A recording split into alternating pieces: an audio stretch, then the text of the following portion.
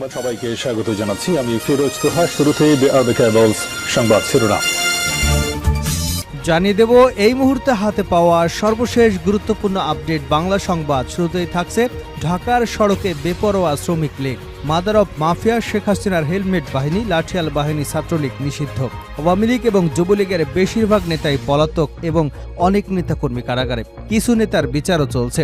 শীর্ষ নেতাদের কাঁপুনি চললেও এখনও মাঠ দাপিয়ে বেড়াচ্ছে শ্রমিক লীগের নেতাকর্মীরা। তারা কার্যত এখনও বেপরোয়া আচরণ করছে। এবারে জানাবো 6 মাসের মধ্যে নির্বাচন চান মেজর হাফিজ।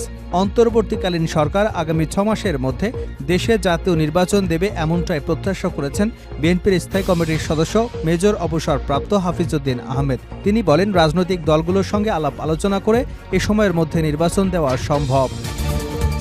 জানাবো গায়ের জোরে একতরফা নির্বাচন করতে চায় না সিইসি এএসএম নাসিরউদ্দিন।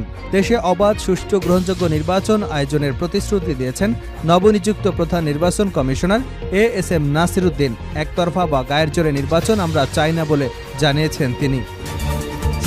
এদিকে ঢাকা পলিটেকনিক বুটেক্সের শিক্ষার্থীদের সংঘর্ষ, আহত 28 জন, ঢাকা মেডিকেলে ভর্তি। বাংলাদেশ টেক্সটাইল ইউনিভার্সিটি এবং ঢাকা পলিটেকনিক ইনস্টিটিউটের শিক্ষার্থীদের মধ্যে সংঘর্ষে 28 জন আহত হয়েছেন। তাদের উদ্ধার করে ঢাকা মেডিকেল কলেজ হাসপাতালের জরুরি বিভাগে নেওয়া হয়েছে। সেখানে তাদের চিকিৎসা চলমান রয়েছে। রোববার রাত 10টা থেকে রাজধানীর তেজগাঁও শিল্পাঞ্চল এলাকায় বাংলাদেশ টেক্সটাইল ইউনিভার্সিটির শিক্ষার্থীদের সঙ্গে ঢাকা পলিটেকনিক ইনস্টিটিউটের শিক্ষার্থীদের সংঘর্ষ শুরু হয়। এবারে থাকছে নির্বাচন ইস্যুতে সরকারের উপর চাপ বাড়ছে। নির্বাচনে দেরি হলে ষড়যন্ত্র এবং অস্থিরতা বাড়ার শঙ্কা বিএনপি সহ রাজনৈতিক দলগুলোর। দ্রুত নির্বাচনের জন্য অন্তর্বর্তী সরকারের উপর চাপ বাড়াচ্ছে। সরকারের প্রধান কাজ হচ্ছে সুষ্ঠু, নিরপেক্ষ, গ্রহণযোগ্য নির্বাচনের আয়োজন এবং রাজনৈতিক দলগুলোর সাথে ক্রমে এই বক্তব্য জোরদার হচ্ছে। দেশের বড় রাজনৈতিক দল বিএনপি শুরুতে সরকারের যৌক্তিক সময় দেবার কথা বলেও এখন দ্রুত নির্বাচনী রোডম্যাপ চাইছে। এবং সর্বশেষ জানাবো আন্তর্জাতিক সংবাদ। ইসরায়েলের 340টি ক্ষেপণাস্ত্র ও ড্রোন ছুড়ল হিজবুল্লাহ। ইসরায়েলে ব্যাপক ক্ষেপণাস্ত্র এবং ড্রোন হামলা চালিয়েছে ইরান সমর্থিত লেবাননের সশস্ত্র গোষ্ঠী হিজবুল্লাহ। এই হামলায় 11 ইসরায়েলি আহত হবার পাশাপাশি ব্যাপক ক্ষয়ক্ষতি হয়েছে বলে জানিয়েছে কাতার ভিত্তিক সংবাদ মাধ্যম আল জাজিরা। এতক্ষণ শিরোনাম শুনছিলেন, এবার বিস্তারিত। প্রিয় দর্শক, আপনি যদি এই চ্যানেলে নতুন হয়ে থাকেন, ভিডিওটি দেখতে দেখতে চ্যানেলটি সাবস্ক্রাইব করে আমাদের সঙ্গে থাকুন। আর এই ভিডিও সম্পর্কে আপনি আপনার মূল্যবান মতামতটি কমেন্ট বক্সে জানিয়ে দিন। আর হ্যাঁ প্রিয় দর্শক, জানিয়ে দিন ভিডিওটি কোথা থেকে দেখছেন।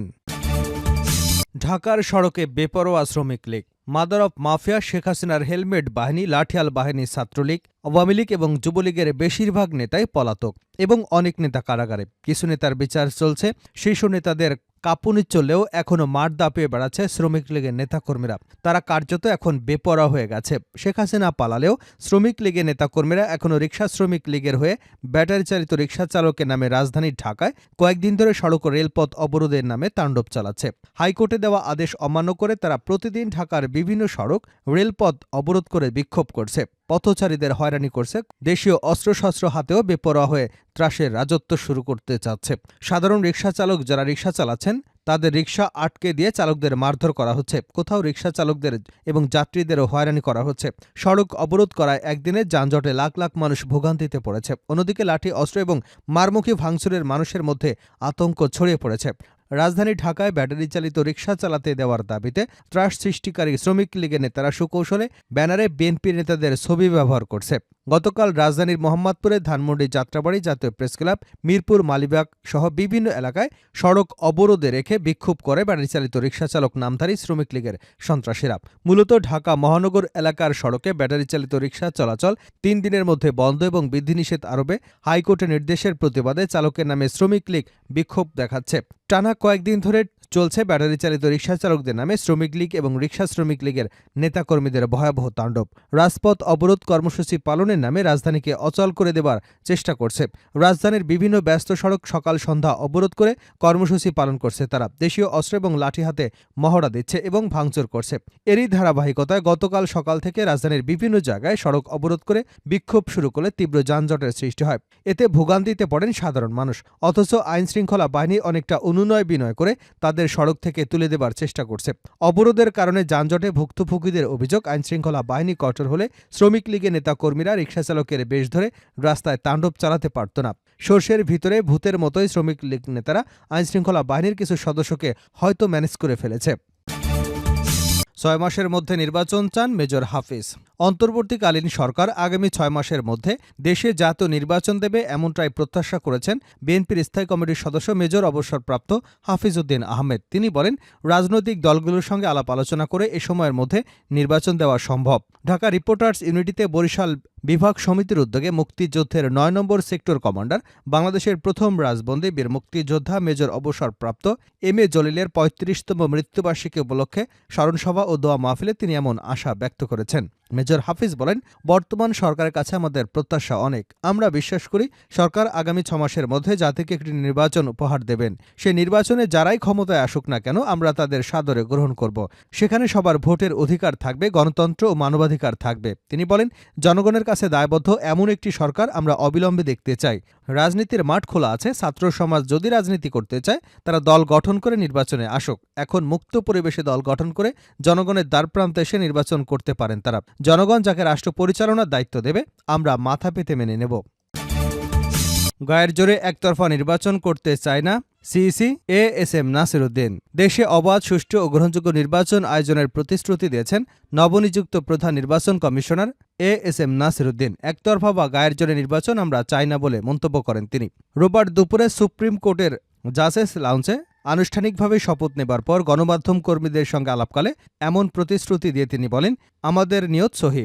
আমরা জাতিকে একটি অবাধ, সুষ্ঠু গ্রহণযোগ্য নির্বাচন উপহার দিতে চাই। সুষ্ঠু নির্বাচন আয়োজনে যা করা দরকার তাই করব। নবনিযুক্ত প্রধান নির্বাচন কমিশনার এএসএম নাসির উদ্দিন ছাড়াও 4 নির্বাচন কমিশনার আনুষ্ঠানিকভাবে শপথ নিয়েছেন। এক প্রশ্নের জবাবে তিনি বলেন, আমাদের সব প্রচেষ্টা নিবেদিত থাকবে এমন একটা পরিবেশ সৃষ্টি করা যেন দেশের সব ভোটার নিজের ইচ্ছা অনুযায়ী তাদের পছন্দের প্রার্থীকে ভোট দিতে পারে। আমরা একতরফা নির্বাচনে বিশ্বাস করি না। একতরফা করে দেশের 12টা বেজে গেছে। গায়ের জোরে নির্বাচন করে যা হবার তাই হয়েছে। আমরা একতরফা বা গায়ের জোরে নির্বাচন দেখতে চাই না। প্রতিযোগিতামূলক নির্বাচনের জন্য আমরা একটি লেভেল প্লেয়িং ফিল্ড তৈরি করে দেব, যোগ করেন তিনি। আরেক প্রশ্নে সিইসি বলেন, আমাদের প্রচেষ্টা থাকবে শতভাগ ফেয়ার নির্বাচনের। আগে ডামি নির্বাচন হয়েছে, 153 জন বিনা ভোটে এমপি হয়েছে। আমাদের আগমন এগুলো মোকাবেলা করতেই। নির্বাচন সংস্কার কমিশনের বিষয়ক এক প্রশ্নের জবাব দিয়ে বলেন, আমরা নির্বাচনী প্রক্রিয়া সহ বিভিন্ন বিষয়ে কাজ করছি। অনেকেই আনুপাতিক প্রতিনিধিত্ব ব্যবস্থা, দ্বিকক্ষ বিশিষ্ট আইন প্রণয়ন এবং অন্যান্য বিষয়ে কথা বলছেন। এগুলোর সঙ্গে নির্বাচনের সম্পর্ক রয়েছে। নির্বাচন সংক্রান্ত প্রয়োজনীয় সংস্কারের কাজ শেষ হলে আমরা পরবর্তী নির্বাচনের বিষয়টি বিবেচনা করব। ঢাকা পলিটেকনিক বুটেক্সের শিক্ষার্থীদের সংঘর্ষ, আহত 28 জন ঢামেকে। Bangladesh Textile University of Dhaka Polytechnic ইনস্টিটিউটের শিক্ষার্থীদের মধ্যে সংঘর্ষে আহত 28 জনকে উদ্ধার করে ঢাকা মেডিকেল কলেজ হাসপাতালে জরুরি বিভাগে নেওয়া হয়েছে। সেখানে তাদের চিকিৎসা চলছে। এর আগে রোববার রাত 10টার দিকে রাজধানীর তেজগাঁও শিল্পাঞ্চল এলাকায় বাংলাদেশ টেক্সটাইলস ইউনিভার্সিটির শিক্ষার্থীদের সঙ্গে ঢাকা পলিটেকনিক ইনস্টিটিউটের শিক্ষার্থীদের সংঘর্ষ হয়। ঠিক কী কারণে সংঘর্ষ হয়েছে এটি এখনো স্পষ্ট নয়। সংঘর্ষের সময় অনেকে লাঠি সোঁটা হাতে দেখা গেছে, কারো কারো মাথায় ছিল হেলমেট। এদিকে 2 শিক্ষা প্রতিষ্ঠানের সংঘর্ষের ঘটনায় পুরো এলাকায় আতঙ্ক তৈরি হয়েছে। তেজগাঁও শিল্পাঞ্চলের এক পাশের অংশে যান চলাচল বন্ধ রয়েছে। শেষ করছি আন্তর্জাতিক সংবাদ দিয়ে। ইসরায়েলে 340টি ক্ষেপণাস্ত্র ড্রোন ছুড়ল হিজবুল্লাহ। ইসরায়েলে ব্যাপক ক্ষেপণাস্ত্র এবং ড্রোন হামলা চালিয়েছে ইরান সমর্থিত লেবাননের সশস্ত্র গোষ্ঠী হিজবুল্লাহ।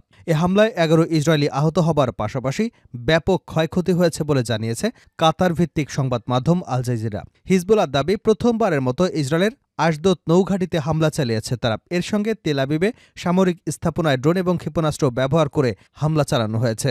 লেবাননের বৈরুতে দখলদার ইসরায়েলের ভয়াবহ হামলায় 29 জন নিহতের পরদিনই এই তেল আবিবে এই হামলা চালালো হিজবুল্লাহ। এদিন তেল আবিব শহরতলি সহ মধ্য এবং উত্তরাঞ্চলে বিমান হামলার সাইরেন বেজে ওঠে। ইসরায়েলি সামরিক বাহিনী প্রথমে জানায় লেবানন থেকে 250টি ক্ষেপণাস্ত্র ছোড়া হয়েছে, যদিও পরে জানানো হয়েছে 340টি ড্রোন ক্ষেপণাস্ত্র ছুড়েছে হিজবুল্লাহ।